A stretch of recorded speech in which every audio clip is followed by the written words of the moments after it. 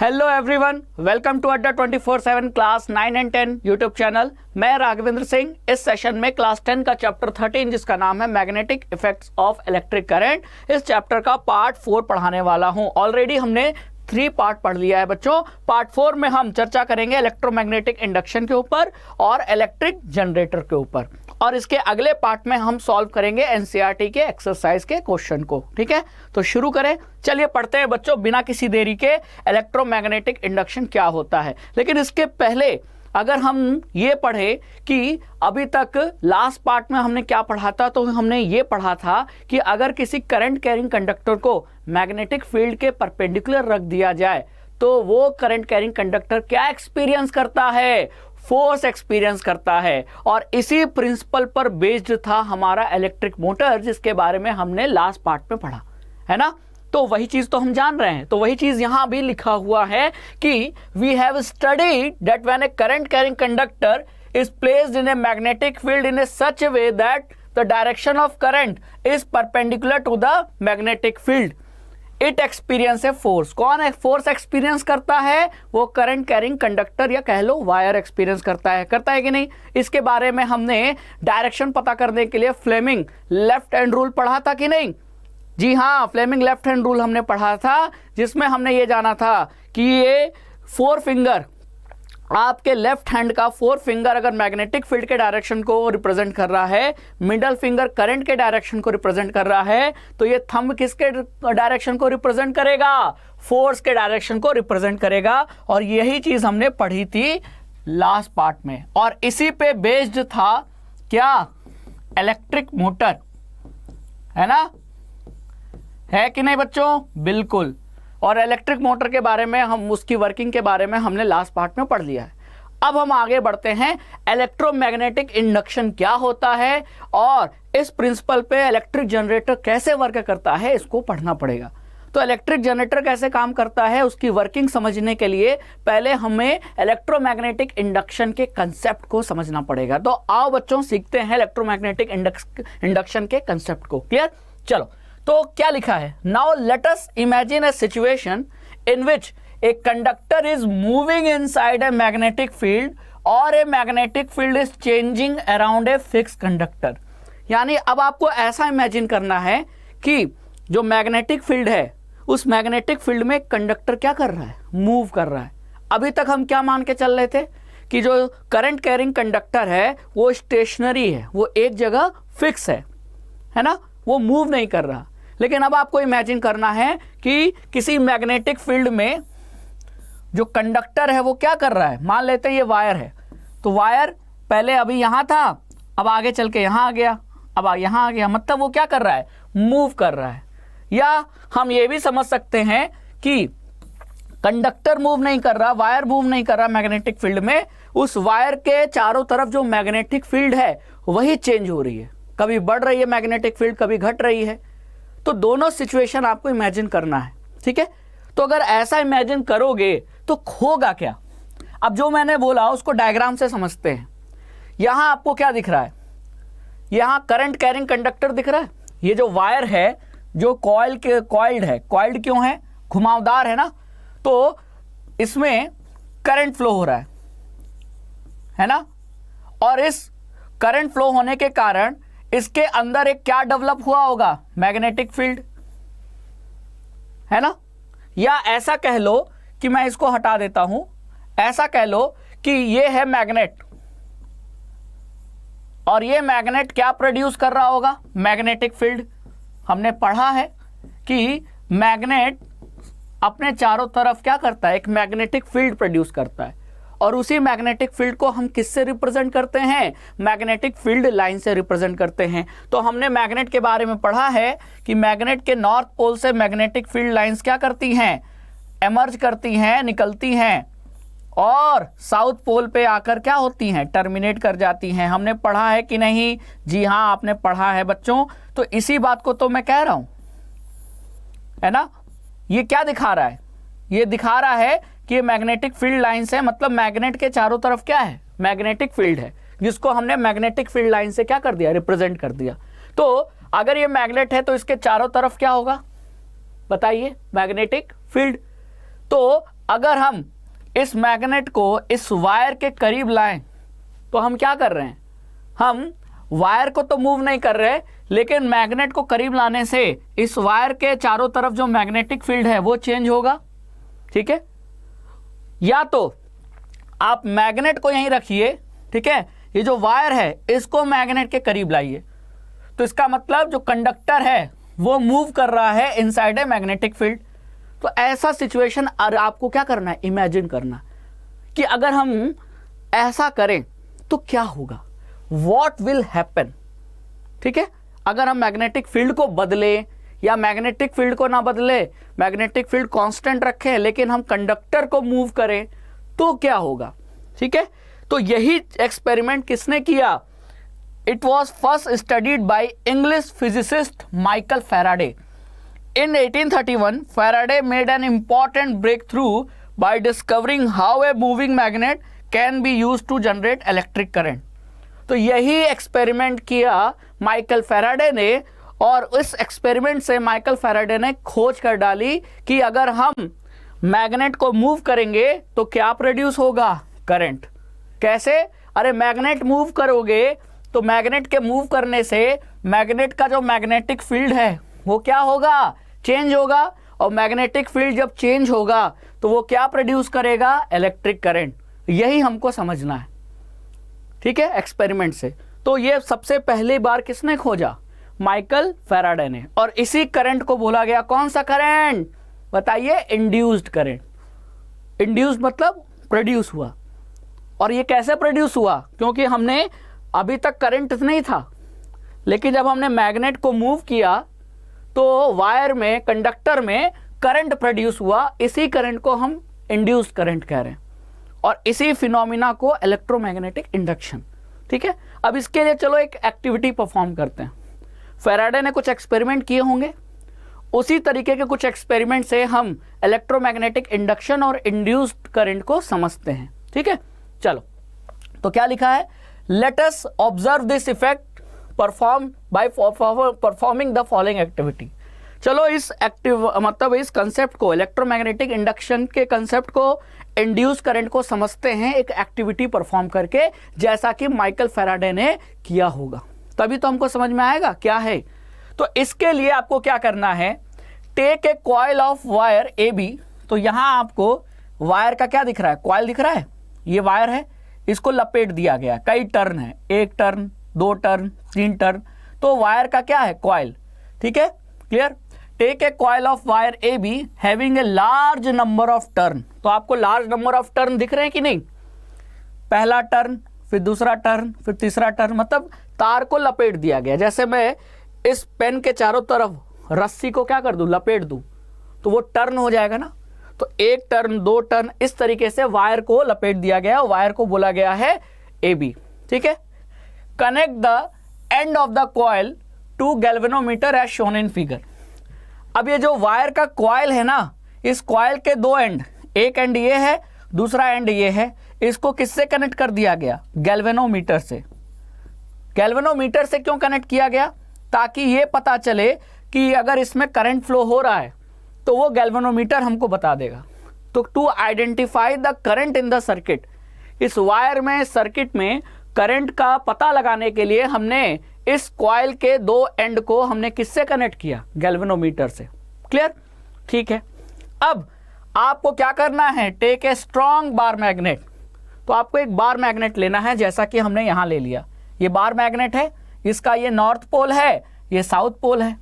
ठीक है, अब आपको क्या करना है, move its north pole towards the end B of the coil. तो ये जो कॉइल है, इसका ये जो एंड है, ये बी एंड है, ये एंड ए है। तो बार मैग्नेट का नॉर्थ पोल आपको किसके करीब ले आना है, पहले मान लो ये मैग्नेट दूर था, ठीक है, अब आपको धीरे धीरे ये क्या करना है, ये मैग्नेट करीब लाना है। मैग्नेट का नॉर्थ पोल किसके करीब लाना है, बी एंड के। ये जो कॉइल है, इस कॉइल का ये जो बी एंड है, इसके करीब लाना है। ठीक है, अब ऐसा करोगे तो क्या ऑब्जर्व करोगे, अगर ऐसा करोगे, do you find any change in the galvanometer needle, मतलब कि जब आप इस बार मैग्नेट का नॉर्थ पोल जब इसके करीब लाओगे, इस वायर के, इस कॉइल के, तो गैल्वेनोमीटर में आपको कुछ हलचल दिखेगी? बताओ हाँ कि ना, बताइए हाँ कि ना? हाँ, यस, गैल्वेनोमीटर डिफ्लेक्ट हो जाएगा, गैल्वेनोमीटर में हलचल दिखेगी। There is a momentary deflection, मतलब थोड़े मोमेंट के लिए ये जो गैल्वेनोमीटर का जो नीडल था, जो पहले स्ट्रेट था, वो अब स्ट्रेट ना होकर क्या हो जाएगा? बताओ, वो स्ट्रेट ना होकर ये ऐसे मूव कर जाएगा। तो थोड़े पल के लिए there is a momentary deflection in the needle of the galvanometer. तो गैल्वेनोमीटर के नीडल में थोड़ी देर के लिए डिफ्लेक्शन हुआ। मान लेते हैं किधर हुआ? ये राइट साइड हुआ। और ये क्या इंडिकेट कर रहा है? अगर गैल्वेनोमीटर का नीडल घूमा है, इसका मतलब कि ये जो कॉइल है, ये जो वायर का कॉइल है, इसमें क्या प्रोड्यूस हुआ है? करंट प्रोड्यूस हुआ है। This indicate the presence of current in the coil A B. तो ये जो ए बी कॉइल है, इसमें जरूर करंट प्रोड्यूस हुआ होगा। इसी करंट के कारण ये जो गैल्वेनोमीटर है वो उसकी नीडल राइट साइड मूव कर गई, है ना? तो वही लिखा है, the deflection become zero the movement the motion of the magnet stops. तो जैसे मैग्नेट को आप करीब ला रहे थे, तो जैसे ही करीब लाए तो यहाँ क्या हुआ? गैल्वेनोमीटर की नीडल राइट साइड घूमी, डिफ्लेक्ट हुई। और जैसे आपने मैग्नेट को स्टॉप कर दिया, यहाँ जो नीडल था वो वापस किस पे आ गया? जीरो पे आ गया। इसका मतलब ये फिनोमिना में क्या देखा आपने? जब आपने मैग्नेट को इस कॉइल, ये जो कॉइल है ना, वायर का जो कॉइल है, ये कॉइल है ना, इस कॉइल के तरफ आप अगर मैग्नेट का नॉर्थ पोल ला रहे हो, नॉर्थ की जगह साउथ पोल भी ला सकते थे, ठीक है? तो जब आप मैग्नेट को इसके करीब ला रहे हो तो इस कॉइल में क्या प्रोड्यूस हो रहा है? Induced current. ये जो करंट प्रोड्यूस हो रहा है, यही करंट है इंड्यूस्ड, पैदा। इंड्यूस्ड मतलब पैदा होना। तो अभी तक तो करंट नहीं था, लेकिन जैसे ही आपने मैग्नेट के नॉर्थ पोल को इसके करीब लाया, इस कॉइल में करंट प्रोड्यूस हुआ। और उसका पता कैसे चला? गैल्वेनोमीटर की नीडल के डिफ्लेक्शन से। गैल्वेनोमीटर की नीडल जो है वो राइट साइड क्या हो गई? मूव कर गई। तो ये इस बात को इंडिकेट कर रही है कि अभी इसमें करंट पैदा हुआ है, और इसी करंट को तो क्या कह रहे हैं? Induce current. और इसी फिनोमिना को इलेक्ट्रोमैग्नेटिक इंडक्शन कहा जाता है, ठीक है?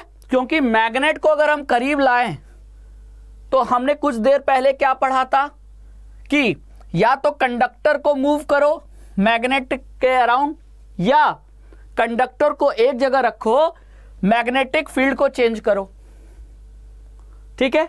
तो हम यहां क्या कर रहे हैं? ये जो कॉइल है, वायर का जो कॉइल है, वो कंडक्टर हो गया, वो तो अपनी जगह पर है। लेकिन अगर हम मैग्नेट को इसके करीब ला रहे हैं तो मैग्नेट का जो मैग्नेटिक फील्ड है किसके अराउंड? इस कॉइल, इस वायर के अराउंड वो चेंज हो रहा है। और मैग्नेटिक फील्ड जब भी चेंज होगा, वो वायर में क्या प्रोड्यूस करेगा? करंट प्रोड्यूस करेगा। और इसी करंट को हम इंड्यूस्ड करंट कह रहे हैं। Changing magnetic field always produces induced current in the wire, या कह लो इन द कंडक्टर, जैसा कि आपको यहां देखने को मिला। और करंट प्रोड्यूस हुआ, ये पता लगाया हमने गैल्वेनोमीटर के डिफ्लेक्शन से। गैल्वेनोमीटर की जो नीडल थी, सुई थी, वो राइट साइड मूव कर गई। और जब हम मैग्नेट को रोक देते हैं तो इस कंडक्टर के चारों तरफ मैग्नेटिक फील्ड चेंज नहीं हो रहा, क्योंकि समय के साथ मैग्नेटिक फील्ड क्या हो गया? सेम हो गया। तो जब मैग्नेटिक फील्ड चेंज नहीं हो रहा, क्यों नहीं चेंज हो रहा? क्योंकि आपने मैग्नेट को रोक दिया। अब बताइए, मैग्नेट एक जगह स्टॉप है, रुका हुआ है, तो इसके अराउंड मैग्नेटिक फील्ड कहाँ चेंज हो रहा है? वो तो मैग्नेट को आप आगे पीछे करोगे तो ना मैग्नेटिक फील्ड चेंज होगा, तब इंड्यूस करंट उत्पन्न होगा, प्रोड्यूस होगा। लेकिन जब आपने मैग्नेट को रोक दिया, इसीलिए मैग्नेट को रोकने से यहां मैग्नेटिक फील्ड चेंज नहीं हो रहा कंडक्टर के चारों तरफ, इसीलिए इसमें कोई करंट भी इंड्यूस्ड नहीं हो रहा। और तभी गैल्वेनोमीटर की जो नीडल है वो वापस इसीलिए कहां आ जाती है? जीरो पे आ जाती है। तो थोड़ी देर के लिए तो नीडल मूव की, लेकिन इसके बाद जब आप मैग्नेट को स्टॉप कर दे रहे हो तो मैग्नेट स्टॉप करने से मैग्नेटिक फील्ड चेंज नहीं हो रहा, इसके वजह से करंट भी इंड्यूस्ड नहीं हो रहा, और गैल्वेनोमीटर रीडिंग शो नहीं करेगा। गैल्वेनोमीटर की जो नीडल है वो वापस किस पे आ जाएगी? जीरो पे आएगी। तो मैग्नेट स्टॉप करने से करंट जीरो हो गया, तभी जो डिफ्लेक्शन है वो कितने पे आ गया? 0 पे। किसका डिफ्लेक्शन? गैल्वेनोमीटर की नीडल का। समझ में आया? अगर मैं यही एक्सपेरिमेंट नॉर्थ पोल की जगह साउथ पोल के साथ करूं, मतलब अभी तक आपने क्या किया था, नॉर्थ पोल के को करीब लाया था किसके? इस कॉइल के।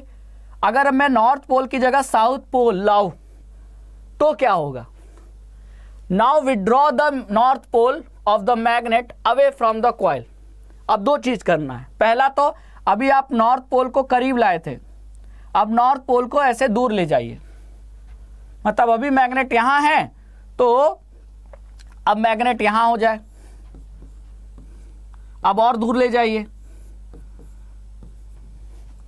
तो क्या ऑब्जर्व करोगे? तो क्या ऑब्जर्व करोगे?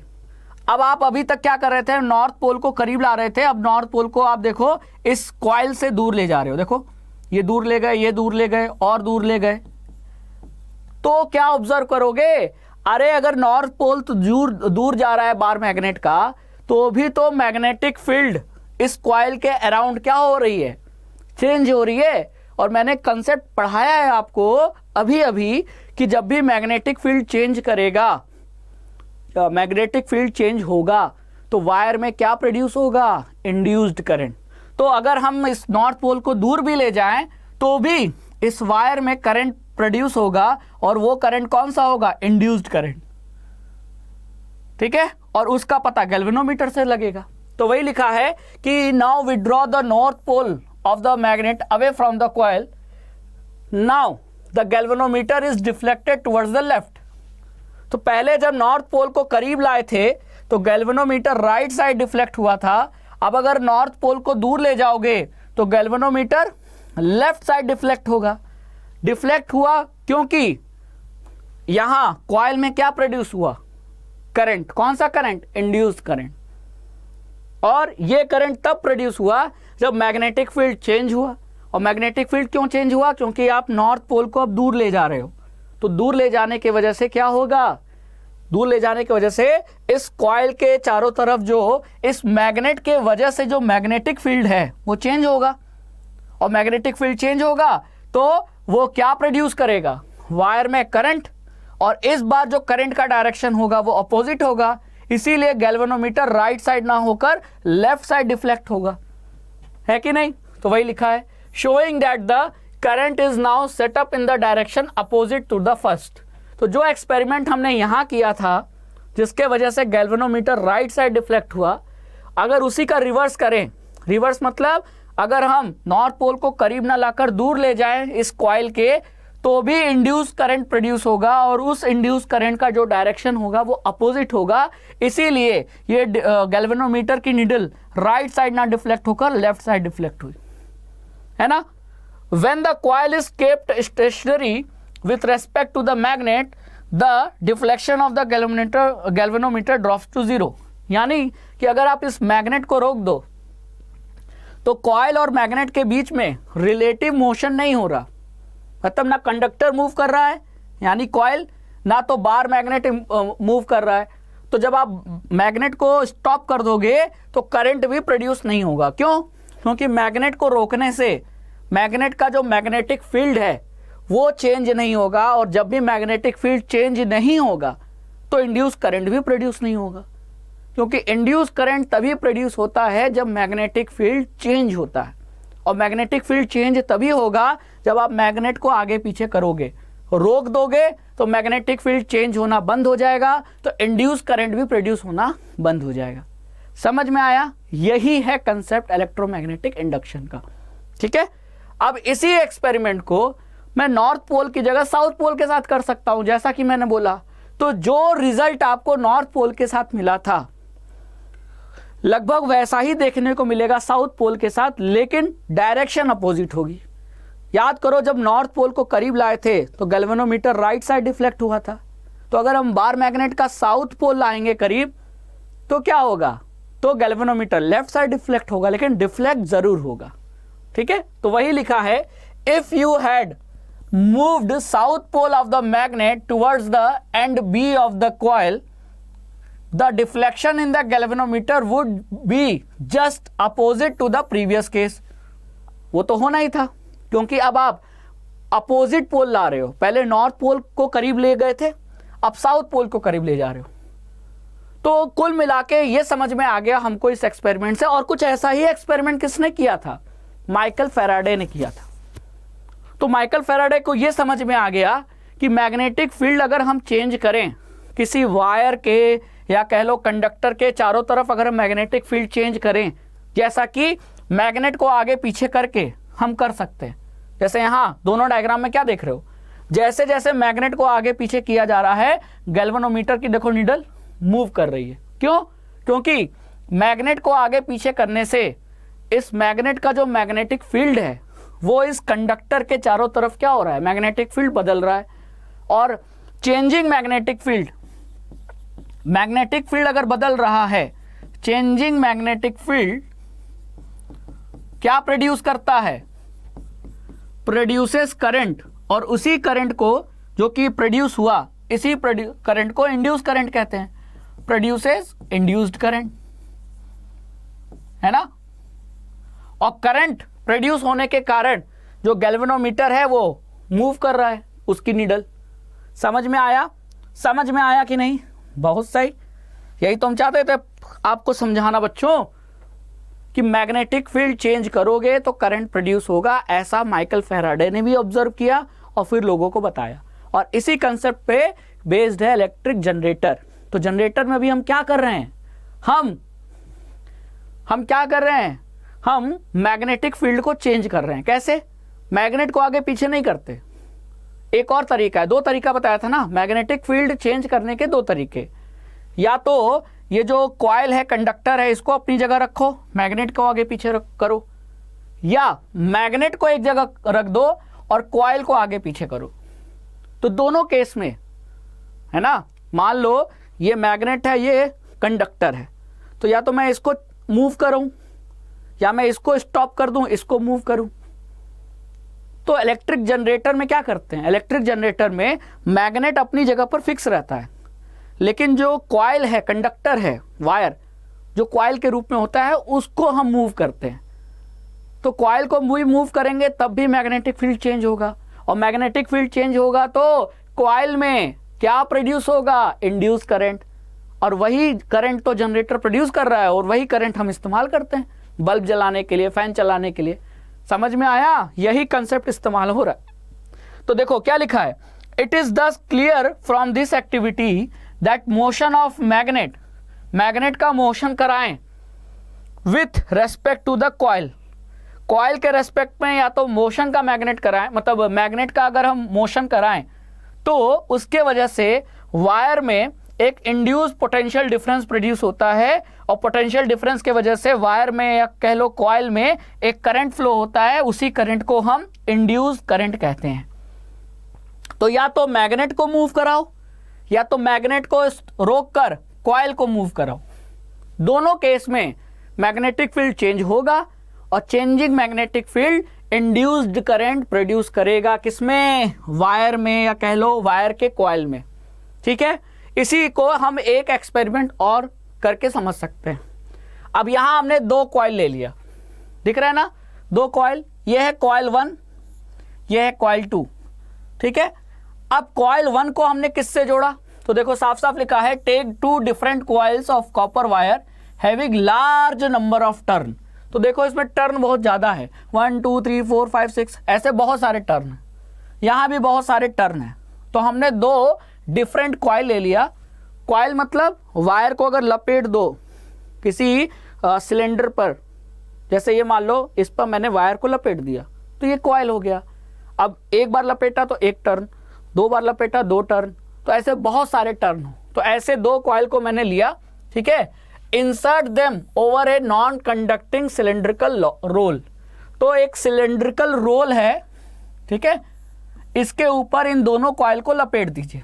ठीक है, अब कॉइल 1 को आप किससे कनेक्ट कर दीजिए? बैटरी से। तो ये आपको बैटरी दिख रहा है, और एक प्लग से। तो connect the coil 1 having large number of turns in series with A battery and A plug की। तो ये देखो आपको बैटरी दिख रहा है और ये क्या दिख रहा है? प्लग की। तो कॉइल 1 को सीरीज में बैटरी और प्लग की के साथ जोड़ दीजिए, कनेक्ट कर दीजिए। ठीक है, और कॉइल 2 को किससे कनेक्ट कर दीजिए, गैल्वेनोमीटर से, जैसा कि आपको दिख रहा है। तो जब आप कॉइल 1 और कॉइल 2 को कनेक्ट कर दोगे, ठीक है, अब आपको क्या करना है, अब ये जो प्लग की है, मतलब यहां से आप स्विच ऑन स्विच ऑफ कर सकते हो। तो जब यहां से प्लग को इन करोगे, प्लग इन द की, जब की इंसर्ट करोगे, मतलब जब स्विच ऑन करोगे, तो सर्किट कंप्लीट होने से वजह से यहां क्या फ्लो होगा, करंट फ्लो होगा, है ना। और यहां से होते हुए ये करंट ऐसे आएगा, क्लियर। तो प्लग इन द की, तो जैसे आप यहां स्विच ऑन करोगे, ये स्विच मान लो, ये जो प्लग की है ये एक तरीके से स्विच का काम कर रहा है। प्लग इन करने पर करंट फ्लो होगा, मतलब स्विच ऑन हो जाएगा, और की बाहर निकाल लोगे तो स्विच ऑफ हो जाएगा, ठीक है। तो जैसे ही कॉइल 1 का जो की है उसको प्लग इन करते हो तो क्या ऑब्जर्व करोगे आप, गैल्वेनोमीटर पे उसी समय देखना कि गैल्वेनोमीटर की जो नीडल है वो डिफ्लेक्ट करेगी। Plug in the key, you will observe that the needle, the galvanometer instantly, needle of galvanometer instantly jumps to one side and quickly returns to the zero, indicating a momentary current in the coil 2. तो यहां switch on करने से इस coil 1 में तो current flow हुआ, लेकिन यहां गैल्वेनोमीटर में डिफ्लेक्शन भी दिखा। तो ऐसा क्यों हुआ कि कॉइल 1 में करंट फ्लो होने से गैल्वेनोमीटर जो कि कॉइल 2 से जुड़ा हुआ है वो मूव कर गया। तो इसका इसके साथ क्या रिलेशन है, हमने जो भी चेंजेस किए कहाँ किए, यहाँ किए, इतने दूर में हमने कॉइल 1 को बैटरी और स्विच के साथ जोड़ दिया, और यहाँ जब ये जो की है स्विच मान लो उसको प्लग इन किया, तो सर्किट कंप्लीट होने की वजह से यहाँ से बैटरी से करंट निकला और करंट आकर यहाँ वापस चला गया। तो करंट तो इसमें फ्लो हो रहा है ना कॉइल 1 में, तो कॉइल 2 में डिफ्लेक्शन गैल्वेनोमीटर में क्यों नजर आया। सोचने वाली बात है, सोचने वाली बात है कि नहीं, जी हाँ। तो इसका आंसर कुछ तो देना पड़ेगा, मैं बताता हूं ऐसा क्यों हुआ। अब कॉइल 1 को हम क्या कहते हैं, प्राइमरी कॉइल कहते हैं, जिसमें हमने करंट पैदा किया। देखो ये करंट इंड्यूस करंट नहीं है, तो ये करंट तो बैटरी से प्रोड्यूस हो रहा है ना, तो ये इंड्यूस करंट नहीं है। इंड्यूस करंट वो होता है जब मैग्नेटिक फील्ड को चेंज करने से किसी वायर में अभी तक करंट नहीं था लेकिन अचानक करंट प्रोड्यूस हुआ, वो करंट है इंड्यूस करंट, ये इंड्यूस करंट नहीं है। तो ये जो कॉइल 1 है इसको हम प्राइमरी कॉइल कह रहे हैं, और कॉइल 2 को हम क्या कह रहे हैं, सेकेंडरी कॉइल, ठीक है। तो as the current in the first coil, तो जैसे कि ये कॉइल 1 में करंट चेंज होता है, कैसे चेंज हुआ, अभी तक करंट था नहीं था, लेकिन जैसे ही हमने की को प्लग किया तो प्लग करने के बाद करंट प्रोड्यूस हुआ। सोचने वाली बात है, इसको दिमाग में बैठाओ कि मैं क्या कहना चाह रहा हूं, ठीक है। अभी तक करंट नहीं था, है ना भाई। आप घरों में जब स्विच को ऑन करते हो तब बल्ब जलता है ना, और स्विच ऑफ है तो बल्ब नहीं जल रहा है, मतलब तब करंट फ्लो नहीं हो रहा। तो स्विच ऑन करने पर एक चेंज हुआ, एक चेंज क्या नजर आया कि बल्ब जल गया, अभी तक बल्ब नहीं जल रहा था। तो बल्ब क्यों जला, क्योंकि स्विच ऑन करने पर सर्किट कंप्लीट हुआ और करंट फ्लो हुआ, और करंट के फ्लो होने से बल्ब जला। तो पहले बल्ब नहीं जल रहा था, मतलब पहले करंट फ्लो नहीं हो रहा था, और बाद में करंट फ्लो हुआ, तो चेंज हुआ कि नहीं, कुछ ऐसा चेंज यहाँ हम कर रहे हैं। पहले सर्किट में करंट, कॉइल 1 में करंट फ्लो नहीं हो रहा था, लेकिन जैसे ही हमने इस प्लग को प्लग इन किया, इस की को प्लग इन किया, मतलब स्विच ऑन किया, तो यहाँ करंट फ्लो हुआ किस कॉइल में, प्राइमरी कॉइल में, कॉइल 1 में। अब इसमें करंट फ्लो होने के कारण जो ये, अब ये देखो किसकी तरह है, ये एक सोलेनॉइड की तरह है कि नहीं, ये एक सोलेनॉइड है। तो अभी तक करंट फ्लो नहीं हो रहा था, तो इसका कोई मैग्नेटिक फील्ड भी नहीं था, लेकिन जैसे ही हमने इसको प्लग इन किया की को, तो यहाँ करंट फ्लो होने की वजह से इस कॉइल के चारों तरफ एक मैग्नेटिक फील्ड प्रोड्यूस होगा, है ना। तो अभी तक कॉइल 2 के अगल बगल कोई मैग्नेटिक फील्ड नहीं था कॉइल 1 का, लेकिन अभी करंट फ्लो होने की वजह से कॉइल 2 के अगल बगल कॉइल 1 का मैग्नेटिक फील्ड आ गया। तो कॉइल 2 के चारों तरफ मैग्नेटिक फील्ड बदला ना, तो वही तो कह रहे हैं हम, as the current in the first coil changes the magnetic field associated with it also changes. तो जैसे इसमें करंट चेंज हुआ तो उसके वजह से जो इस कॉइल के चारों तरफ मैग्नेटिक फील्ड है वो भी चेंज होगा। तो इस कॉइल के चारों तरफ कॉइल 2 रखा हुआ है, तो कॉइल 2 के चारों तरफ कॉइल 1 का जो मैग्नेटिक फील्ड है वो बदल रहा है। भाई ये देखो सिंपल है बच्चों, ध्यान से देखो, ये है कॉइल 1, ठीक है, और ये है कॉइल 2। अब कॉइल 1 करंट अभी फ्लो नहीं हो रहा है, तो करंट नहीं फ्लो होगा तो इसका कोई मैग्नेटिक फील्ड होगा? नहीं होगा, क्योंकि याद करो ये कैसा नजर आ रहा है, सोलेनॉइड की तरह नजर आ रहा है। और सोलेनॉइड का जो मैग्नेटिक फील्ड होता है वो कैसा होता है? करंट फ्लो होने के बाद ही तो सोलेनॉइड मैग्नेटिक फील्ड अपने चारों तरफ बनाता है, तो वो मैग्नेटिक फील्ड कुछ ऐसा होता है, बार मैग्नेट की तरह, है कि नहीं? एक पोल बन जाता है नॉर्थ, दूसरा बन जाता है साउथ, है कि नहीं? तो ये तब होगा ना मैग्नेटिक फील्ड जब इस कॉइल से करंट फ्लो होगा। तो अभी करंट फ्लो नहीं हो रहा है, तो अभी इसके चारों तरफ कोई मैग्नेटिक फील्ड है नहीं, तो इसके चारों तरफ क्या रखा हुआ है? कॉइल 2। तो कॉइल 2 के आसपास कोई मैग्नेटिक फील्ड नहीं है।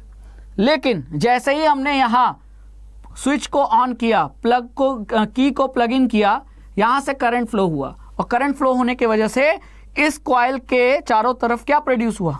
मैग्नेटिक फील्ड, है ना? तो इसके मैग्नेटिक फील्ड प्रोड्यूस होने के कारण अब आप बताओ, कॉइल 2 के चारों तरफ अभी मैग्नेटिक फील्ड नहीं था, लेकिन अब कॉइल 2 के चारों तरफ कॉइल 1 का मैग्नेटिक फील्ड आया। तो कॉइल 2 को अब ध्यान से देखो, पहले याद करो, पहले इसके अगल बगल कोई मैग्नेटिक फील्ड नहीं था, लेकिन अब मैग्नेटिक फील्ड आया किसका? कॉइल 1 वाला मैग्नेटिक फील्ड इसके आया। और कॉइल 1 में मैग्नेटिक फील्ड कहां से आया? जब कॉइल 1 में हमने करंट फ्लो कराया, उसके वजह से कॉइल 1 का मैग्नेटिक फील्ड प्रोड्यूस हुआ, और वो मैग्नेटिक फील्ड कॉइल 2 के अगल बगल भी है। तो कॉइल 2 को ये लगेगा, अरे मेरे चारों तरफ तो अभी मैग्नेटिक फील्ड नहीं था, अचानक ये मैग्नेटिक फील्ड कहां से आया? तो वो तो कॉइल 1 से आया। तो कॉइल 2 के चारों तरफ समय के साथ मैग्नेटिक फील्ड बदला, और बदला तो क्या प्रोड्यूस होगा? कॉइल 2 में मैग्नेटिक फील्ड चेंज हो रहा है, तो इसमें करंट प्रोड्यूस होगा, और यही करंट कौन सा करंट होगा? Induce current. तो मतलब हमने कॉइल 1 में करंट को फ्लो कराकर कॉइल 2 में करंट को पैदा किया, और यही जो करंट है कॉइल 2 में जो पैदा हुआ, प्रोड्यूस हुआ, उसी को इंड्यूस करंट कह रहे हैं। और इसी इंड्यूस करंट के कारण ये जो गैल्वेनोमीटर की नीडल थी वो क्या कर गई? डिफ्लेक्ट कर गई। क्या की? डिफ्लेक्ट की। समझ में आया? तो वही लिखा है, क्या लिखा है देखो ध्यान से, दस the magnetic field lines around the secondary coil, ये सेकेंडरी कॉइल है, ऑल्सो चेंजेस। क्यों? मैग्नेटिक फील्ड कॉइल 2 के अराउंड क्यों चेंज हो रहा है? क्योंकि कॉइल 1 के चारों तरफ मैग्नेटिक फील्ड चेंज हो रहा है, क्योंकि पहले हमने करंट प्रोड्यूस नहीं कराया था, अब हमने करंट फ्लो करा दिया, है ना? तो कॉइल 1 का जो मैग्नेटिक फील्ड चेंज होगा, उसके वजह से कॉइल 2 के चारों तरफ जो मैग्नेटिक फील्ड है वो चेंज होगा, और कॉइल 2 के चारों तरफ मैग्नेटिक फील्ड चेंज होने के कारण कॉइल 2 में करंट इंड्यूस होगा, और यही करंट कहलाएगा इंड्यूस करंट, और इसी करंट के कारण ये डिफ्लेक्शन नजर आएगा। तो कुल मिलाकर किसी भी कंडक्टर के या कॉइल के चारों तरफ अगर मैग्नेटिक फील्ड बदल रहा है, चाहे वो जैसे बदले, चाहे दूसरों के वजह से बदले, है ना, चाहे किसी दूसरे बार मैग्नेट के वजह से बदले, चाहे जैसे बदले, तो उसमें इंड्यूस करंट पैदा होगा। तो कॉइल 2 के चारों तरफ कॉइल 1 के वजह से मैग्नेटिक फील्ड बदला, इसलिए कॉइल 2 में इंड्यूस करंट पैदा हुआ। ठीक है, तो इसीलिए यहां आपको डिफ्लेक्शन नजर आया। तो वही चीज लिखा है, hence the change in the magnetic field lines associated with the secondary coil is the cause of induced electric current in it. तो कॉइल 2 में इंड्यूस इलेक्ट्रिक करंट पैदा होने के पीछे कारण क्या है? कॉइल 2 के चारों तरफ मैग्नेटिक फील्ड बदलने का ये कारण है। मतलब कॉइल 2 में इंड्यूस करंट क्यों पैदा हुआ? क्योंकि कॉइल 2 के चारों तरफ मैग्नेटिक फील्ड बदला। और मैग्नेटिक फील्ड क्यों बदला? कॉइल 1 के वजह से। तो कुल मिला के अभी जो दोनों एक्टिविटी हमने परफॉर्म की, स्टार्टिंग में क्या एक्टिविटी परफॉर्म की थी, कॉइल के करीब मैग्नेट ला रहे थे और फिर मैग्नेट दूर ले जा रहे थे। एक बार नॉर्थ पोल करीब लाया और फिर उसके बाद साउथ पोल करीब लाकर दूर ले जा रहे थे, तो हमने क्या देखा, करंट इंड्यूस हुआ। और फिर नेक्स्ट एक्टिविटी में हमने मैग्नेट ना लेकर दो कॉइल ले लिया, एक कॉइल 1 एक कॉइल 2। तो कॉइल 1 में जब हमने करंट फ्लो कराया तो उसके वजह से पहले करंट नहीं फ्लो हो रहा था, तो कॉइल 1 का कोई मैग्नेटिक फील्ड नहीं था, और जब करंट फ्लो कराया कॉइल 1 में तो मैग्नेटिक फील्ड प्रोड्यूस हुआ। तो पहले मैग्नेटिक फील्ड नहीं था, बाद में मैग्नेटिक फील्ड आ गया, तो इसका मतलब मैग्नेटिक फील्ड चेंज हो रहा है। और चेंजिंग मैग्नेटिक फील्ड ने कॉइल 2 में क्या पैदा किया, क्या प्रोड्यूस किया, करंट। उसी करंट को इंड्यूस करंट कह रहे हैं, जिसके वजह से ये डिफ्लेक्शन गैल्वेनोमीटर में नजर आया। यानी कुल मिलाकर अगर मैग्नेटिक फील्ड को बदलें, चेंज करें, तो वायर में, कंडक्टर में या कह लो कॉइल में करंट पैदा होगा। उसी करंट को हम इंड्यूस करंट कहते हैं। बैटरी से जो करंट निकल रहा है वो इंड्यूस करंट नहीं है, वो करंट जो मैग्नेटिक फील्ड चेंज होने की वजह से प्रोड्यूस हो उसे इलेक्ट्रिक इंड्यूस करंट कहते हैं। तो वही लिखा है, the process by which changing magnetic field, ये बहुत इंपॉर्टेंट कंसेप्ट है। Changing magnetic field in a conductor induces A current in another conductor is called electromagnetic induction.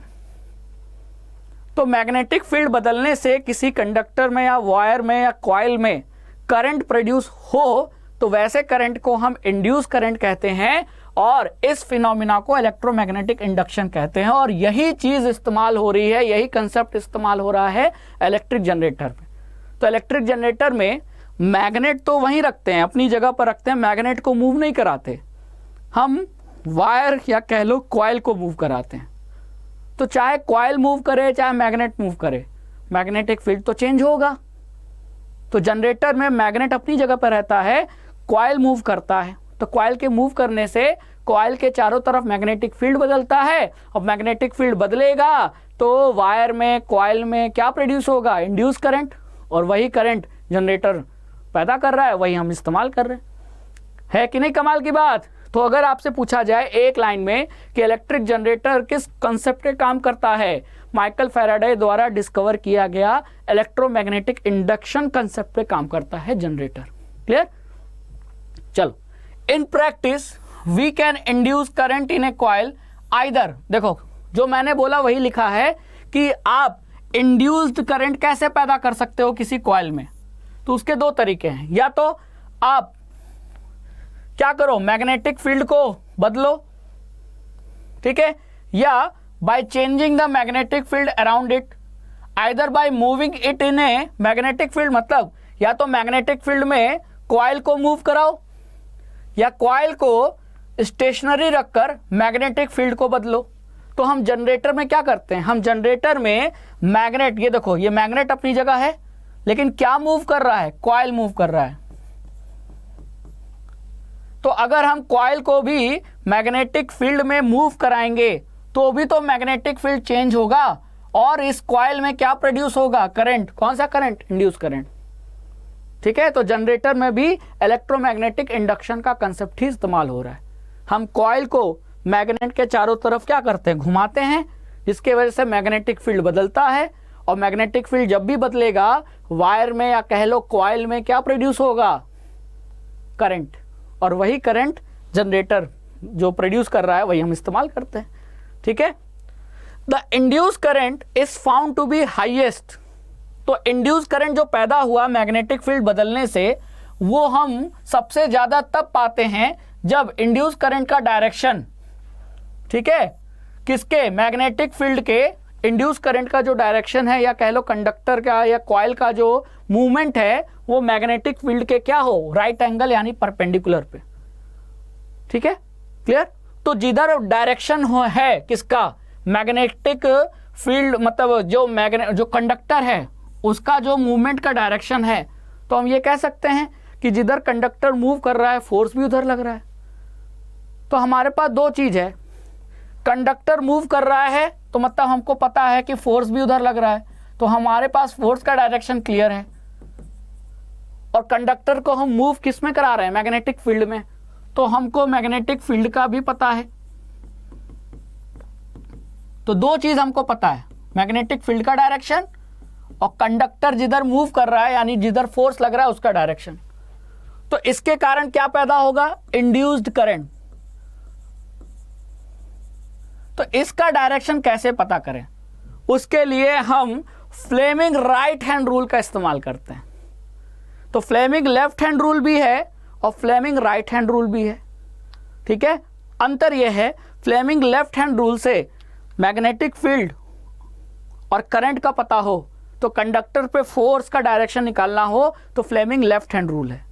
लेकिन आपको फोर्स का डायरेक्शन जिधर कंडक्टर मूव कर रहा है वो डायरेक्शन पता हो, मैग्नेटिक फील्ड का डायरेक्शन पता हो, तो इंड्यूस्ड करंट का डायरेक्शन पता करना हो तो फ्लेमिंग राइट हैंड रूल है, ठीक है। तो अब आपको क्या करना है, अपना राइट हैंड लेना है, ठीक है, और राइट हैंड को कुछ इस तरीके से स्ट्रेच करना है कि जो आपकी फोर फिंगर है, फोर फिंगर वो किसके डायरेक्शन की तरफ होना चाहिए, मैग्नेटिक फील्ड के डायरेक्शन की तरफ। तो फोर फिंगर मैग्नेटिक फील्ड के डायरेक्शन की तरफ होना चाहिए। जो आपका थंब है ये किधर होना चाहिए, जिधर कंडक्टर मूव कर रहा है, मतलब जिधर फोर्स लग रहा है। जिधर फोर्स लगेगा वही तो उसी डायरेक्शन में तो कंडक्टर मूव करेगा, तो उस डायरेक्शन में आपका थंब होना चाहिए। तो थंब का डायरेक्शन क्लियर हो गया, फोर फिंगर का डायरेक्शन क्लियर हो गया। तो ये जो आपकी मिडल फिंगर है इसका जो डायरेक्शन होगा वही डायरेक्शन किसका होगा, इंड्यूस करंट का। तो इंड्यूस करंट का डायरेक्शन पता कर लिया अगर हमारे पास मैग्नेटिक फील्ड और कंडक्टर के मूवमेंट का डायरेक्शन है। किस नियम से, फ्लेमिंग राइट हैंड रूल से, ठीक है। तो if the four finger indicates the direction of magnetic field and the thumb shows the direction of the motion of conductor, then middle finger shows the direction of induced current. This simple rule is called Fleming right hand rule. तो Fleming right hand rule से हम induce current का direction पता लगा सकते हैं, लेकिन उसके लिए हमारे पास दो चीजें होनी चाहिए। मैग्नेटिक फील्ड का डायरेक्शन होना चाहिए जो कि हम फोर फिंगर से रिप्रेजेंट करते हैं, और कंडक्टर के मूवमेंट का, मोशन का डायरेक्शन पता होना चाहिए, यानी फोर्स का डायरेक्शन पता होना चाहिए जो कि हम थंब से रिप्रेजेंट करते हैं। तो जो हमारी राइट हैंड की मिडल फिंगर है वो इंड्यूस करंट का डायरेक्शन दिखा देगी, और इसी लॉ को हम फ्लेमिंग राइट हैंड रूल कहते हैं। और फ्लेमिंग राइट हैंड रूल से किसका पता लगाते हैं, डायरेक्शन ऑफ इंड्यूस करंट। जबकि फ्लेमिंग लेफ्ट हैंड रूल से क्या लगाते थे, हम फोर्स का पता लगाते थे। हमारे पास करंट और मैग्नेटिक फील्ड होता था, तो कंडक्टर पे फोर्स किधर लग रहा है वो हम फ्लेमिंग लेफ्ट हैंड रूल से बताते थे, है ना। तो फ्लेमिंग लेफ्ट हैंड रूल और राइट हैंड रूल में तीन चीजें वही कॉमन है, ठीक है, बस हैंड अलग अलग है, क्लियर। और एक चीज अलग है कि फ्लेमिंग लेफ्ट हैंड रूल में सिर्फ करंट होता था, लेकिन फ्लेमिंग राइट हैंड रूल में यहां इंड्यूस करंट कह रहे हैं। थोड़ी बेसिक चीजें हैं जो अलग अलग हैं जिसका आपको ध्यान रखना है, ठीक है। आगे चला जाए, चलिए अब आते हैं इलेक्ट्रिक जनरेटर को पढ़ते हैं। अब एक बार आपको इलेक्ट्रोमैग्नेटिक इंडक्शन क्लियर हो गया तो इलेक्ट्रिक जनरेटर की वर्किंग, काम करने का तरीका बहुत आसानी से समझ में आ जाएगा, क्योंकि अब आप इलेक्ट्रिक जनरेटर पे जैसे ही आपने पढ़ाई इसकी शुरू करोगे आपको एक चीज अब पता है कि electric generator works on the principle of electromagnetic induction. तो जब ये इलेक्ट्रोमैग्नेटिक इंडक्शन के प्रिंसिपल पे काम करता है तो इसमें हम क्या करते होंगे, मैग्नेटिक फील्ड बदलते होंगे। और मैग्नेटिक फील्ड बदलने के दो तरीके मैंने बताए। यहाँ कौन सा तरीका अप्लाई हो रहा है, यहाँ कंडक्टर को, कॉइल को मूव करते हैं, मैग्नेट को अपनी जगह पे रखते हैं। तो मैग्नेट अपनी जगह पर है लेकिन कॉइल मूव कर रहा है, उसके वजह से कॉइल के चारों तरफ मैग्नेटिक फील्ड बदलता है। और मैंने अभी चिल्ला चिल्ला कर बताया है, बड़े प्यार से बताया है कि मैग्नेटिक फील्ड बदलेगा किसी कॉइल के चारों तरफ, तो कॉइल में क्या प्रोड्यूस होगा, करंट, और इसी करंट को इंड्यूस करंट कहते हैं। और वही करंट तो जनरेटर जो प्रोड्यूस करता है वो घरों में सप्लाई होता है, इस्तेमाल किया जाता है कि नहीं, क्लियर। तो देखो क्या लिखा है, electromagnetic induction principle is employed to produce large current for use in homes and industry with the help of electric generator. तो इलेक्ट्रिक जनरेटर की मदद से इस प्रिंसिपल का यूज करके करंट कौन सा करंट? इंड्यूस करंट पैदा किया जाता है, जो हम घरों में, इंडस्ट्री में, ऑफिसेज में यूज करते हैं। अब इसके लिए जरूरी है कि हम कॉइल को, कंडक्टर को मूव करें। तो मूव करने के लिए हम क्या करते हैं? हम डीजल का इस्तेमाल करते हैं। तो बच्चों, जनरेटर में डीजल तेल डालते हैं। डीजल के जलने से क्या होता है? एक फोर्स पैदा होता है। वो फोर्स कंडक्टर को, कॉइल को क्या करता है? मैग्नेट के चारों तरफ घुमाता है। और मैग्नेट जब चारों तरफ, मैग्नेट के चारों तरफ कॉइल घूमता है तो क्या होता है? मैग्नेटिक फील्ड बदलता है और एक इंड्यूस करंट कॉइल में प्रोड्यूस होता है। वही इंड्यूस करंट हम यूज कर रहे हैं। ठीक है, तो इलेक्ट्रिक जनरेटर क्या कर रहा है? मैकेनिकल एनर्जी को यूज करके वो कंडक्टर को रोटेट कर रहा है। किसके चारों तरफ? मैग्नेटिक फील्ड के चारों तरफ। और उसके वजह से मैग्नेटिक फील्ड चेंज हो रहा है, जिसके वजह से इंड्यूस करंट पैदा हो रहा है। ठीक है, तो अगर देखा जाए कि इलेक्ट्रिक जनरेटर किस एनर्जी को किस में कन्वर्ट कर रहा है? मैकेनिकल एनर्जी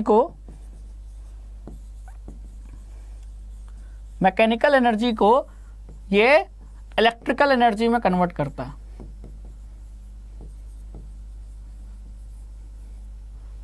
ठीक है, मैकेनिकल एनर्जी, अगर कंडक्टर रोटेट कर रहा है जनरेटर में, किसके चारों तरफ? मैग्नेट के चारों तरफ। जी हाँ, मैग्नेट भी यूज करते हैं। मैग्नेट होता है, मैग्नेट कुछ इस तरीके से होता है, और इस मैग्नेट में इस तरीके से कंडक्टर का कॉइल होता है, और इस कॉइल को क्या करते हैं? रोटेट करते हैं। तो ये जो मैग्नेटिक फील्ड है, वो मैग्नेटिक फील्ड क्या होगी? चेंज होगी। क्यों? क्योंकि अगर कॉइल रोटेट हो रहा है तो कंडक्टर के चारों तरफ मैग्नेटिक फील्ड चेंज होगी, और मैग्नेटिक फील्ड चेंज होगी तो करंट इंड्यूस होगा कॉइल में, और वही करंट हम यूज कर रहे हैं। तो है ना इलेक्ट्रोमैग्नेटिक इंडक्शन का यूज। ठीक है, तो मैकेनिकल एनर्जी घुमा रहे हैं, तो मैकेनिकल एनर्जी जिसके वजह से करंट पैदा हो रहा है, तो इलेक्ट्रिकल एनर्जी। तो मैकेनिकल एनर्जी को जनरेटर इलेक्ट्रिकल एनर्जी में कन्वर्ट करता है। ठीक है, अब थोड़ा इसका वर्किंग देख लेते हैं जनरेटर का। ठीक है, तो जनरेटर को अगर ध्यान से देखोगे तो यहां जिस कॉइल की मैं बात कर रहा हूं वो यही कॉइल तो है जिसको A, B, C और D से रिप्रेजेंट कर रहे हैं, है कि नहीं? तो an electric generator as shown in figure consist of a rotating rectangular coil ABCD। तो ये जो कॉइल है ना ABCD, जो कि रेक्टेंगल शेप की है, ये रोटेट भी कर सकती है। तो जाहिर सी बात है यही रोटेट तो हम करवाते हैं। जनरेटर में डीजल डालते हैं, डीजल के वजह से क्या होता है? डीजल जब जलता है तो एक फोर्स पैदा होता है। वही फोर्स इस रेक्टेंगुलर कॉइल को इस मैग्नेट के चारों तरफ क्या करता है? रोटेट करता है। तो सोचो अगर ये रोटेट होगा तो मैग्नेटिक फील्ड चेंज होगा, और मैग्नेटिक फील्ड चेंज होने के कारण इस कॉइल में करंट पैदा होगा। वही करंट हम यूज कर लेते हैं, है कि नहीं? ठीक है, तो अब ये जो रेक्टेंगुलर कॉइल है ना, ये किसके बीच में रखा गया है? Is place between the two poles of a permanent magnet.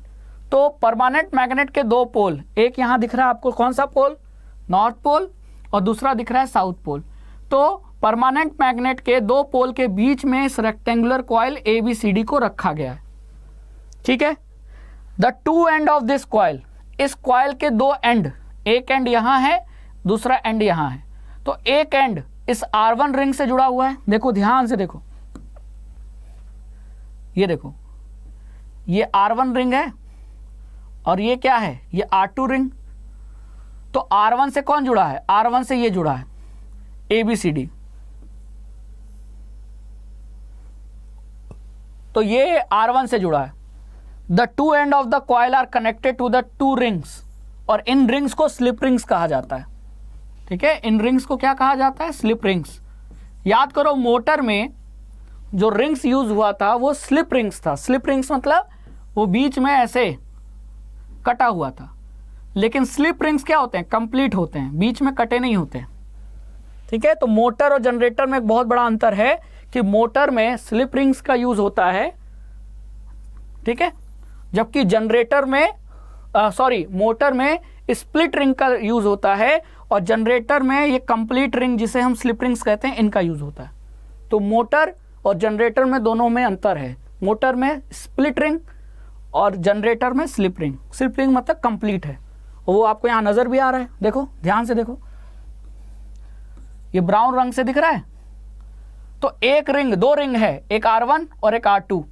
तो वायर का एक एंड, इस रेक्टेंगुलर कॉइल का एक एंड R1 से जुड़ा है और ये दूसरा एंड आकर R2 से जुड़ा है। ठीक है, वही चीज यहां लिखी हुई है।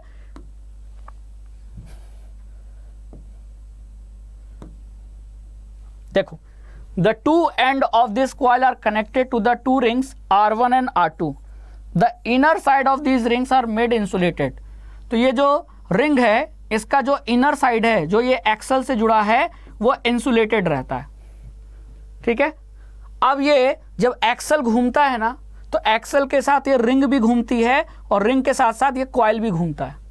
मतलब अभी कॉइल ऐसा दिख रहा है, ठीक है, थोड़ी देर बाद ये आपको ऐसे दिखेगा कि ये ए बी इधर चला जाएगा और ये जो सी डी है वो इधर आ जाएगा। अगर सोचो, इसको इमेजिन करो कि अगर ऐसे घूमता है तो ये चीज यहां चला जाएगा, ये चीज घूम के नीचे से यहां आ जाएगा, है ना। तब ए बी इधर आ जाएगा। तो ए बी किससे रिंग से जुड़ा है? R1 से जुड़ा है। ठीक है, और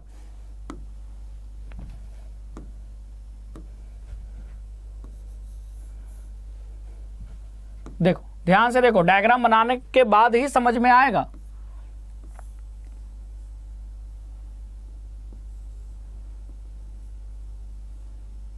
देखो, अब CD किससे जुड़ा है? R2 से जुड़ा है। तो AB उधर जाने के बाद भी R1 से ही जुड़ा रहेगा और जो CD वाला कॉइल का जो CD वाला हिस्सा है, ये हमेशा R2 से ही जुड़ा रहेगा, चाहे वो घूम के इधर आ जाए। तो इस तरीके से ये कॉइल घूमता रहता है, घूमता रहता है। और कॉइल का एक एंड, जो AB वाला एंड है, वो R1 रिंग से जुड़ा होता है और CD वाला एंड R2 से जुड़ा होता है। ये देखो R2 दिख रहा है। अब आगे चलते हैं। The two conducting stationary brushes B1 and B2 are kept pressed separately on their rings R1 and R2. मतलब कि ध्यान से देखो, ये जो R1 रिंग है और ये जो R2 रिंग है, उससे अटैच एक ब्रश है। तो R1 रिंग से जो ब्रश जुड़ा हुआ है वो है B1 और ये जो R2 रिंग से जुड़ा हुआ है ब्रश है वो है B2। और ये ब्रश जो होते हैं B1 B2, ये स्टेशनरी होते हैं। मतलब जब ये कॉइल घूमता है तो ये ब्रश नहीं घूमते, ये अपनी जगह पर रहते हैं। बस क्या क्या घूमता है? ये एक्सल घूमता है, रिंग घूमता है और रिंग के साथ ये कॉइल घूमता है। ब्रश अपनी जगह पर रहते हैं। ठीक है, तो इसीलिए लिखा है कि स्टेशनरी। तो ब्रशेस जो है, B1 R1 को टच कर रहा है इस समय और B2 R2 को टच कर रहा है respectively. The two rings R1 and R2 are internally attach to an axle. तो ये देखो, ये एक्सेल है, ये जो आपको दिख रहा है ये क्या है? एक्सेल। तो जो मतलब ये ऐसा समझ लो, ये एक्सेल है और एक्सेल के ऊपर एक रिंग R1 है और एक्सेल के ऊपर जुड़ा हुआ है एक रिंग R2। तो एक्सेल गोल गोल घूमेगा तो रिंग भी साथ साथ घूमेगा, मतलब ऐसे, है ना। तो ये घूमेगा तो रिंग भी घूमेगा, ऐसे समझ लो। क्लियर? अब देखो,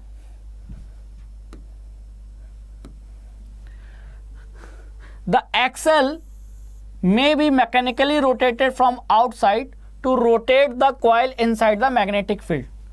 अब स्टार्ट हुआ वर्किंग। तो अब हमने डीजल डाला, डीजल डालने के बाद क्या हुआ?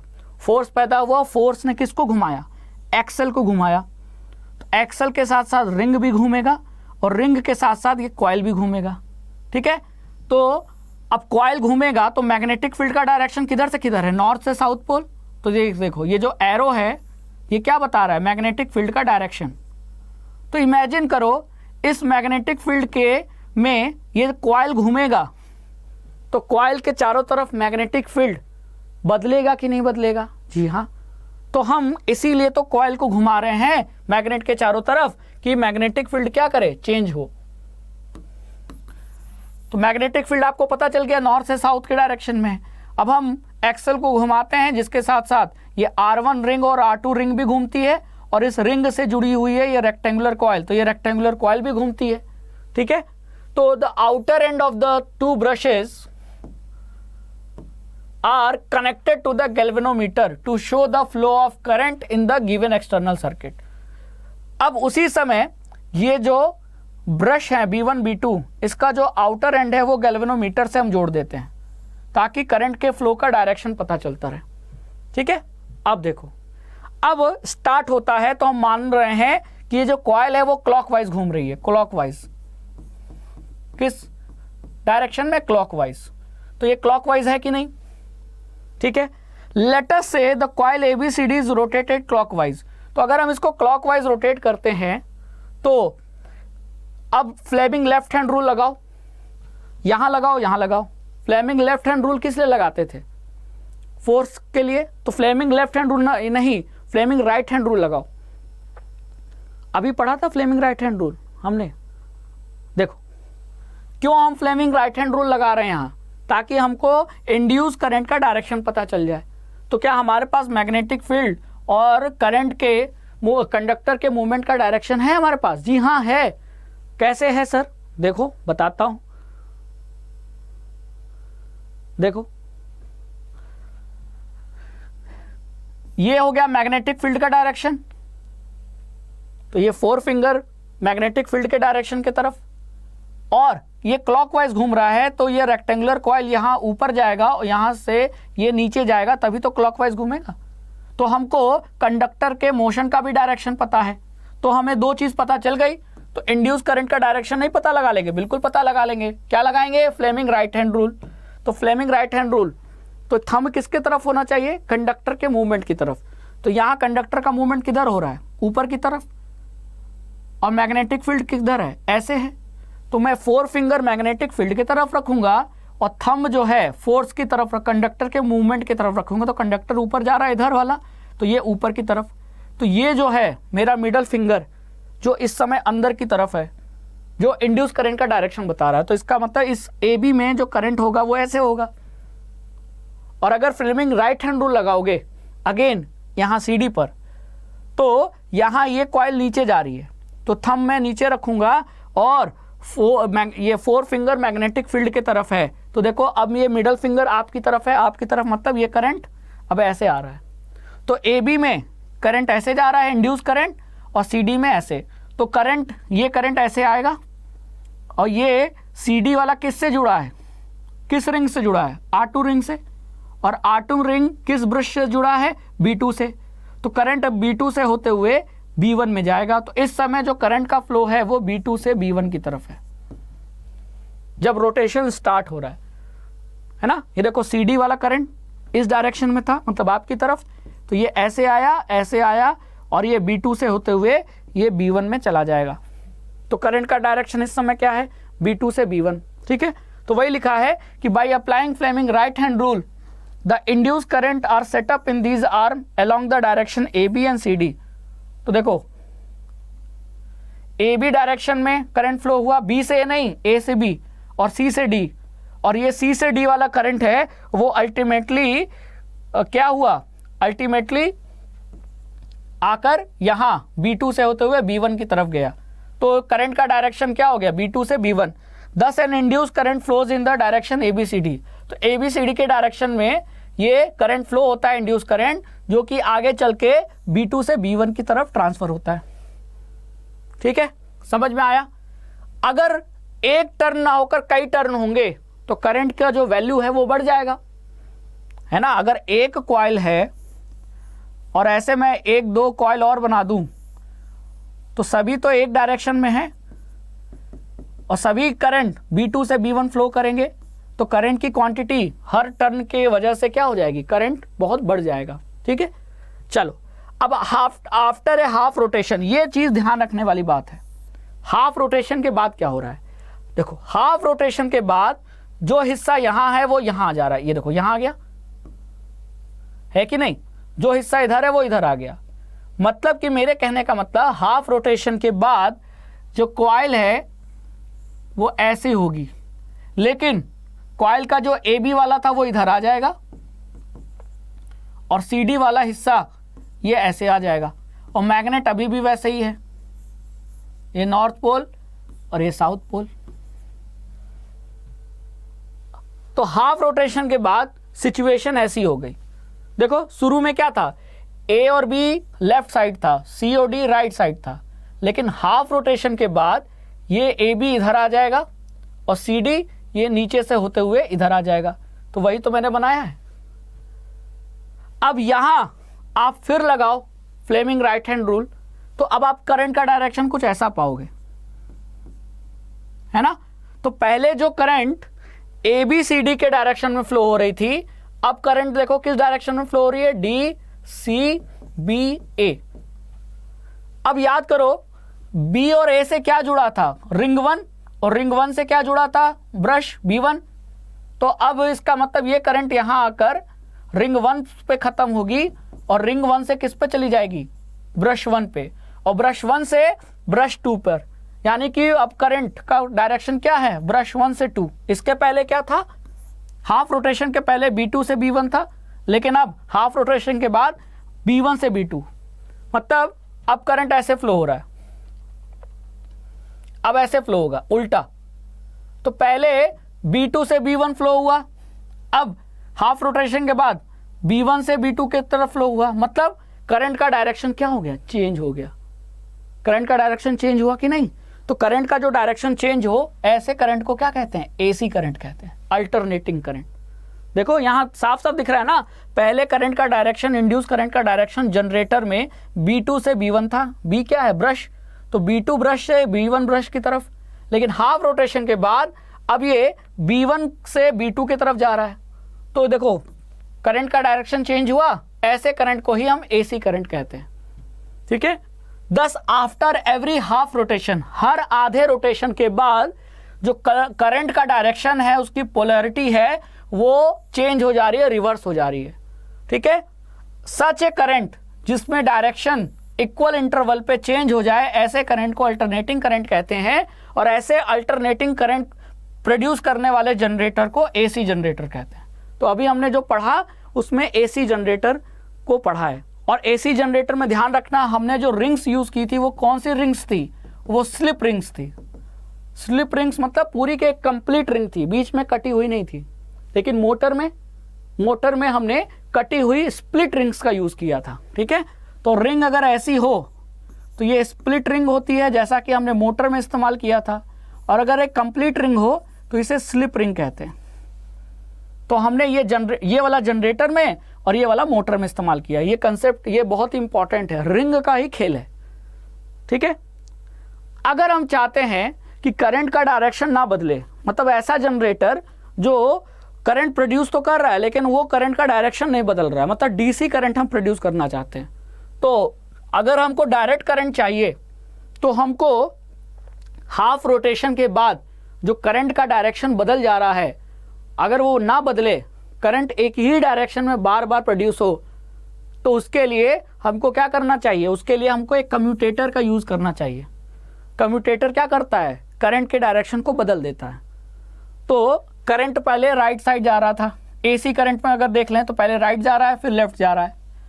तो अगर हम चाहते हैं डीसी करंट प्रोड्यूस करना, मतलब बार बार करंट राइट डायरेक्शन में ही प्रोड्यूस हो, तो इस लेफ्ट वाले के डायरेक्शन को बदल के राइट में करना पड़ेगा। तो करंट के डायरेक्शन को बदलने के लिए हमें एक कम्यूटेटर चाहिए। तो हम डीसी जनरेटर में स्प्लिट रिंग का यूज करते हैं, ठीक वैसे ही जैसे मोटर में यूज करते थे। तो ध्यान रखो, एसी जनरेटर में देखो तीन चीज हैं। एसी जनरेटर में हम स्लिप रिंग का यूज करते हैं, है ना। ठीक है। देखो क्या करते हैं, स्लिप रिंग्स का यूज करते हैं। और डीसी जनरेटर में करंट के डायरेक्शन को बदलने के लिए यानी कम्यूटेटर के तौर पे क्या यूज करते हैं, स्प्लिट रिंग यूज करते हैं। स्प्लिट रिंग, स्लिप और स्प्लिट, ये ध्यान रखना। और यही स्प्लिट रिंग हम मोटर में भी इस्तेमाल करते हैं, इलेक्ट्रिक मोटर में। तो इलेक्ट्रिक मोटर और डीसी जनरेटर में स्प्लिट रिंग और एसी जनरेटर में स्लिप रिंग्स। तो स्प्लिट रिंग क्या करता है, स्प्लिट रिंग करंट के डायरेक्शन को बदल देता है। तो एसी करंट जो अपना डायरेक्शन बार बार बदल रहा था, अब ये वाला डायरेक्शन भी बदल कर अगर ऐसे हो जाए तो बार बार एक ही डायरेक्शन में करंट पैदा हो, तो ये कैसा करंट हो जाएगा, डीसी करंट। तो डीसी करंट ऐसा होता है जो अपना डायरेक्शन बदलता नहीं है। तो एसी जनरेटर में हम स्लिप रिंग्स की जगह स्प्लिट रिंग यूज कर लें तो वो डीसी जनरेटर हो जाएगा और डीसी करंट प्रोड्यूस करेगा, जो उसका डायरेक्शन हमेशा एक जैसा होगा। तो thus a unidirectional current is produce, the generator is thus a DC generator. Generator का नाम एसी और डीसी इस तरीके पर रखा गया है कि वो कैसा करंट प्रोड्यूस कर रहा है। AC generator AC current produce करता है और जनरेटर डीसी कह रहे हैं, इसका मतलब वो डीसी करंट प्रोड्यूस कर रहा है। ठीक है, क्लियर हुआ, समझ में आया? तो अब इसी को हम ग्राफ के फॉर्म में दिखा सकते हैं। तो ये देखो, एक बार ऊपर गया नीचे गया, मतलब डायरेक्शन चेंज हो रहा है। ये प्लस ले लो तो ये माइनस ले लो, तो डायरेक्शन चेंज मतलब ये कौन सा करंट का ग्राफ है? एसी करंट का ग्राफ है। और यहाँ देखो, यहाँ डायरेक्शन नहीं बदल रहा, पॉजिटिव का पॉजिटिव है, तो ये किसका ग्राफ है? डीसी करंट का ग्राफ है। ठीक है, the difference between the direct and alternating current is that direct current always flows in one direction, whereas the alternating current reverses in direction periodically। समय समय पर अपना डायरेक्शन बदलता है। कैसे, याद करो। अच्छा, हाफ रोटेशन के बाद शुरुआत में करंट कैसे फ्लो हुआ था? B2 से B1, हाफ रोटेशन के बाद फिर B1 से B2, फिर हाफ रोटेशन के बाद B2 से B1, फिर हाफ रोटेशन के बाद B1 से B2। तो एक रेगुलर इंटरवल ऑफ टाइम पर एसी करंट का डायरेक्शन बदल रहा है कि नहीं? तो यही एसी करंट की खासियत होती है। ठीक है, the most power station constructed these days produce AC current. तो बिजली घरों में, चाहे वो पानी से बिजली बनाए चाहे कोयले से बनाए, तो जो करंट प्रोड्यूस कर रहे हैं वो एसी करंट प्रोड्यूस कर रहे हैं, जिसकी सप्लाई हम घरों तक करते हैं। और एसी करंट को स्टोर नहीं किया जा सकता, लेकिन डीसी करंट को हम स्टोर कर सकते हैं। ठीक है, चलिए अब इंडिया में जो एसी करंट जो अपना डायरेक्शन बदलता है, उसकी जो फ्रीक्वेंसी है, मतलब वो 100 सेकेंड पर अपनी डायरेक्शन, 1 सेकेंड में 100 बार वो अपनी डायरेक्शन बदलता है। 1 सेकेंड में 100 टाइम्स डायरेक्शन बदलता है इंडिया में प्रोड्यूस होने वाला एसी करंट। तो इसका मतलब उसकी फ्रीक्वेंसी कितनी हो गई? 50 हर्ट्ज। तो ये आपको ध्यान रखना है कि इंडिया में जो एसी करंट प्रोड्यूस हो रहा है बिजली घरों में, पावर हाउस में, वो कितने फ्रीक्वेंसी का प्रोड्यूस हो रहा है? 50 हर्ट्ज का प्रोड्यूस हो रहा है। मतलब कि वो एक बार में, मतलब 1 सेकंड में 100 टाइम्स वो अपना डायरेक्शन चेंज कर रहा है। और an important advantage of AC over DC is that electric power can be transmitted over a long distances without much loss of energy. और एसी का यूज किया जाता है पैदा भी करने के लिए, मतलब एसी करंट पैदा भी किया जाता है, और जो ट्रांसफर किया जा रहा है वो भी एसी करंट पैदा किया जा रहा है। ये जो बिजली के जो खंभे होते हैं, बड़े बड़े पोल्स, तो उनसे जो इलेक्ट्रिसिटी का ट्रांसमिशन है, तो किस करंट का ट्रांसमिशन हो रहा है? एसी करंट का, क्योंकि इससे जो लॉस ऑफ एनर्जी होता है, इलेक्ट्रिकल एनर्जी, वो कम होता है। नहीं तो अगर डीसी करंट फ्लो करवाएंगे तो लॉस ज़्यादा हो जाएगा, तो हम वहाँ जहाँ तक पहुँचाना चाहते हैं करंट, वहाँ पहुँचेगा ही नहीं, क्योंकि बीच में करंट की एनर्जी इतनी खत्म हो जाएगी कि फिर वहाँ तक पहुँचाने के लिए हमको बहुत ज़्यादा एनर्जी खर्च करना पड़ेगा, पैसा खर्च करना पड़ेगा। ठीक है, तो प्रोड्यूस भी हम एसी करंट करते हैं और ट्रांसमिशन भी एसी करंट का करते हैं, ताकि उसमें एनर्जी कम लॉस हो। क्लियर? अब बात करते हैं घरों में, ये जो बिजली एसी करंट जो घरों तक आ रही है, तो घरों में किस तरीके से सर्किट कनेक्ट किया जाता है। ठीक है, तो देखो, in our homes we receive supply of electric power through a main supply called mains. ठीक है, तो घरों में जो हमारी बिजली, जो पोल से जो तार आ रहा है ना घरों में, उसमें 2 तार होता है। एक तार को हम क्या कहते हैं? मेन वायर या लाइव वायर कहते हैं। ठीक है, जिसको टर्मिनल हम मान सकते हैं पॉजिटिव टर्मिनल। तो one of the wire in this supply usually with red insulation cover is called live wire. तो जो हमारे घरों में मेन सप्लाई है, जो पावर की सप्लाई है, उसे मेन सप्लाई कहते हैं, उसे मेंस भी कहते हैं। तो उस सप्लाई में 2 तरीके के तार होते हैं। एक तार होता है जो अक्सर लाल रंग के कवर का होता है, ठीक है, वो लाइव वायर कहलाता है, वो पॉजिटिव होता है। और एक वायर होता है जो काले रंग का होता है, वो न्यूट्रल वायर होता है, जिसे हम निगेटिव भी कहते हैं। तो जैसे कि ये हो गया लाइव वायर और ये न्यूट्रल वायर, और इन दोनों के बीच में 220 वोल्ट का पोटेंशियल डिफरेंस होता है। तो पोटेंशियल में डिफरेंस होगा तभी तो करंट फ्लो करेगा, हाई पोटेंशियल से लो पोटेंशियल। तो हाई पोटेंशियल पे कौन सा तार होता है? ये लाइव वायर होता है। और न्यूट्रल वायर जो निगेटिव है, तो ये मान लो पॉजिटिव, ये निगेटिव। तो करंट हाई से लो, पॉजिटिव मतलब हाई पोटेंशियल और निगेटिव मतलब लो पोटेंशियल। तो न्यूट्रल तार मतलब निगेटिव, और लाइव वायर उसको पॉजिटिव मान के चलते हैं। और इन दोनों वायर, लाइव वायर और न्यूट्रल वायर के बीच में जो पोटेंशियल डिफरेंस है वो 220 वोल्ट रहता है। तो हमारे घरों में 220 वोल्ट की जो सप्लाई होती है उसका मतलब ये है कि दो तारों के बीच में 220 वोल्ट का डिफरेंस है। ठीक है, क्लियर? आगे चला जाए। चलिए, अब at the meter board in the house these wire pass into the electricity meter through a main fuse.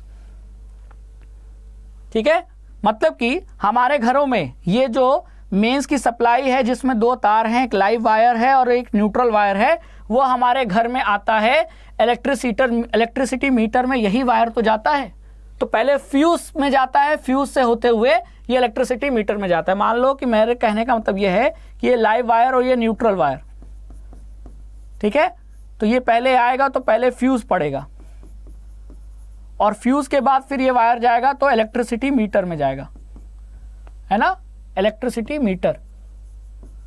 तो पहले फ्यूज से भी जोड़ते हैं ताकि हमारे घर के जो अप्लायंसेज हैं वो सुरक्षित हो, क्योंकि अगर मान लो कभी ऐसा हुआ कि लाइव वायर और न्यूट्रल वायर सीधे टच कर गए तो करंट बहुत बढ़ जाएगा, और करंट के बढ़ने से हमारे घरों के अप्लायंसेज, इलेक्ट्रिकल अप्लायंसेज खतरे में आ सकते हैं। तो उससे बचाता है फ्यूज। तो फ्यूज का वायर पिघल जाता है और सर्किट टूट जाती है, तो ये जो बढ़ा हुआ ओवरलोडिंग करंट है वो घर में नहीं आ पाता।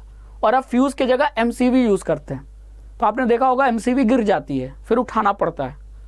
तो जब भी ज़्यादा करंट फ्लो होगा, कभी कभी वोल्टेज 220 की जगह वोल्टेज बढ़ जाता है, तो भी ज़्यादा करंट आपके घर में आ रहा है, तो उस करंट से हमको बचाता कौन है? फ्यूज, या कह लो अब फ्यूज की जगह एमसीवी आ रहा है। ठीक है, समझ में आया? तो वही लिखा है, through the main switch they are connected to the line wire in the house, these wire supply electricity to separate circuit within the house. ठीक है, तो ये हमारा लाइव वायर, न्यूट्रल वायर, दोनों के बीच में 220 वोल्ट का डिफरेंस।